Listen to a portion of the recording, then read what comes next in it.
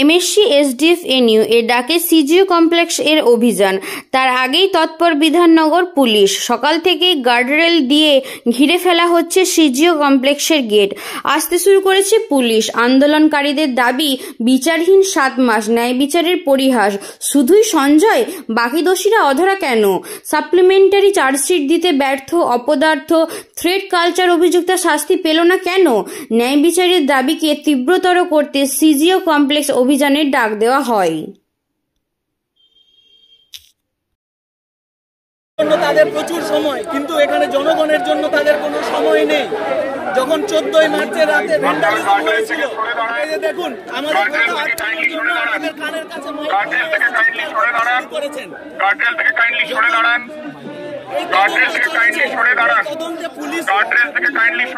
Police যে সমস্ত সেই লোকাল যারা করলো, তাদের সাহায্য করলো, তাদের বাঁচানোর জন্য পুলিশ আছে।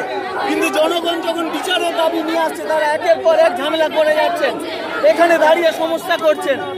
তারা চায় না যে অভয়া বিচার পাক। অভয়ার বিচার আটকানোর জন্য তারা তৎপর।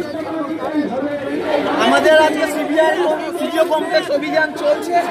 এই অভিযান আমাদের এখন চলবে যতক্ষণ পর্যন্ত তাদের দেখা করছে এবং সদর্থক কোনো পদক্ষেপ নেওয়ার প্রতিশ্রুতি চলবে।